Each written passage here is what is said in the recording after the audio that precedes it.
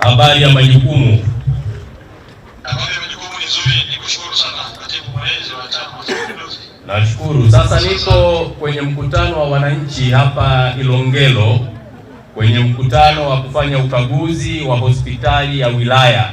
Sasa wametoa ombi la kuweza kupatiwa ambulance. Wako waheshimiwa madiwani, wananchi, wana CCM, RC, DC, mheshimiwa mbunge na viongozi wengine na wananchi wengi. Sasa nikasema jambo hili linapaswa kuja kwako na wewe unaliweza. Sasa nikapenda uweze kuzungumza na wananchi kwa ombi lao hilo. Naomba mumsikilize Mheshimiwa Waziri wa Afya. Karibu Mheshimiwa. Nikushukuru kwa utendaji na ufuatiliaji.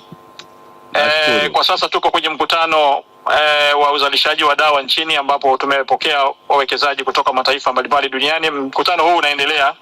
Nilipoona simu yako nimetoka nje ili kuisikiliza. Lakini nimepokea kero hiyo ya changamoto ya gari la kubebea wagonjwa. Ndio. Nikuthibitishie kwamba serikali imefanya kazi kubwa ya ujenzi wa miundombinu ya vituo vya afya, zahanati na majengo mbalimbali ya hospitali za halmashauri. Na niseme tu kwamba serikali uwekezaji wake uliofanya ni mkubwa, na tunatambua kwamba yako maeneo yamekuwa yakiwa na uhitaji wa magari ya kubebea wagonjwa, na nina taarifa kwamba eneo hilo gari ilikuwepo, lakini ilitokea changamoto ambayo kama serikali tutaendelea kuifuatilia kuweza kujua nini kilitokea. Ndio. Nikuthibitishie tu kwamba pamoja na kwamba changamoto hiyo ilitokea na kupelekea Watanzania wa eneo hilo kukosa huduma ya kuhudumiwa hasa maeneo ya dharura, serikali bado imeendelea kujenga matumaini kwa Watanzania. Rais wetu Daktari Samia Suluhu Hassan ameendelea kuongeza vifaa tiba, kuongeza magari, na hivi karibuni wizara yangu itakwenda kupokea magari zaidi ya karibu 40 ambayo tutayagawa katika maeneo mbalimbali kwa kushirikiana na ofisi ya Waziri Mkuu, tawala za mikoa na serikali za mitaa TAMISEMI. Ndio. Kwa hiyo niwathibitishie wananchi wa eneo hilo kwamba kwa maelekezo ya chama, maelekezo ya ilani yetu ya uchaguzi ya Chama cha Mapinduzi, lakini na ninyi viongozi ambao mmekuwa mkimsaidia mwenyekiti wa chama chetu, tutahakikisha tumeangalia maeneo yenye kipaumbele.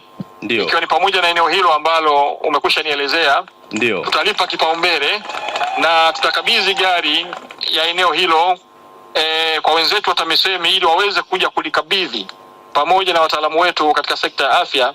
Watakuja kukabidhi gari hilo kama ni maelekezo ya chama chetu, maelekezo yako mwenyewe, lakini maelekezo ya rais wetu ya kuwajali Watanzania katika maeneo mbalimbali. Nakushukuru Mheshimiwa Waziri, ni kuache uendelee na majukumu, lakini jambo hilo na ahadi ulioitoa ikamilike kwa wakati ili wananchi wa eneo hili waweze kupata huduma. Lakini tunakupongeza kwa kazi nzuri ambayo unaifanya kumsaidia Dr. Samia Suluhu Hassan. Sisi tunafurahi kama chama, na hii ikawe ni kielelezo nchi nzima. Kila waziri akawajibike katika maeneo yake kuhakikisha huduma zinapatikana kwa wananchi. Nakushukuru sana Mheshimiwa. Asante sana, nakushukuru sana. Mungu akubariki, asante.